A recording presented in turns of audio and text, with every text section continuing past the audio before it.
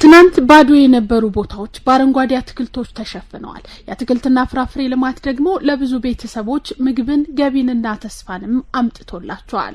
በደሴ ከተማ ጢጣ ቀበሌ የሚኖሩ አርሶ አደሮችም የአረንጓዴ አሻራ መርሃ ግብር በኑሯቸው ያመጣው ለውጥ አንስተውልናል። ቆስጣና ሰላጣው በጣም ምርት አለው። ቡናው ያው አሁን ነው ገና ወደፊት ነው ቡናውን ማገኝበት ምክንያት ማለት ያው ወደፊት ነው እንግዲህ እቅዴ ማለት እና በቆስጣ በሰላጣ ግን በጣም ሞዴል ነው ያው የሚሉ ያው አታክልት እየተከልን ነው ጀምረናል። ያው በግብርናዎችም አንዳንዴ ግፊት ያደርጋሉ። ያው ሎሚም እንደምታየው አሁን ከተከልኩት አሁን 7ኛ አመቱ ነው፣ ግን ፍሬ የሰጠኝ በ5 አመቱ ነው። በአረንጓዴ አሻራ መርሃ ግብር ፓፓዬ፣ ቡና፣ ማንጎ አልምቻለሁ። ስናለማ ያዛን ሰዓት ግን ይገርምሻል በአካባቢው ውሃ የለም። ይሄ ቡና ሲለማ ባለቤት የሆነች ውሃ ፈንዲቶ ካገኘ አንቀርቅቦ ይመጣል። አትክልትና ፍራፍሬ የጤናማ ምግብ ምንጭ ብቻ ሳይሆን ለቤተሰብ ገቢን የሚያሳድግ የኢኮኖሚ መሰረትም ሆኗል።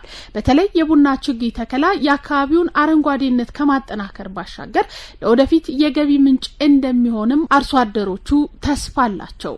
ቡና እንግዲህ ያው ወጪውን ካስቤዛ ያው መገዛበትን ቡና እኔው እዚህ አልምጄ እኔው እዚህ አፍርቼ ያው ብጠቀም እኔ ያን ነው የምጠብቀው ማለት ነው። ቡናው ማለት እንግዲህ ወደፊት ያው እንግዲህ አስቤዛ የሚገዛበት ያን አስቤዛ ወደ ሌላ ይሆናል። በ5 አመቱ ፍሬ ሰጠ። አሁን ለኔ ተርፎ ለጎረቤት እየተጠቀመ ነው። አንዳንድ ጊዜ ሰላጣ ምናምን ሲሰሩ እየመጡ ከኔ ይወስዳሉ። ያው ልጆች ለገበያ ማላቀርበውም እኔ ያው መንደር እየተጠቀመበት ነው። ስለዚህ ተመስገን ነው። ለአንደኛ አመት የሆኑ ምልክቶች ያሳዩን፣ ለሁለተኛ አመት ትንሽ 3ም 4ም መቆረጥን ጀምር ፍሬ ያፈሩ። አሁን ግን ተመልከቸው ዘንድሮ በደንብ ተጠጣቻለሁ እውነት ለመናገር። ከቅርብ አመታት ጀምሮ ክረምት ሲመጣ የአረንጓዴ አሻራ መርሃ ግብርን በማሰብ ከደን ልማቱ ጎን ለጎን የሚሰራው የአትክልትና ፍራፍሬ ልማት ከገጠር አልፎ በከተማ ነዋሪዎችም ዘንድ ባለቻቸው ክፍት ቦታ በመትከል ለምግብነትም ሆነ በኢኮኖሚ ራሳቸውን ደገፍ ለማድረግ የሚያስችል አቅም እየገነቡበት ነው። እነዚህ የጢጣ ቀበሌ ነዋሪዎችም በዘንድሮ የአረንጓዴ አሻራ መርሃ ግብር የተለያዩ አትክልቶችን ለመትከል ተዘጋጅተዋል።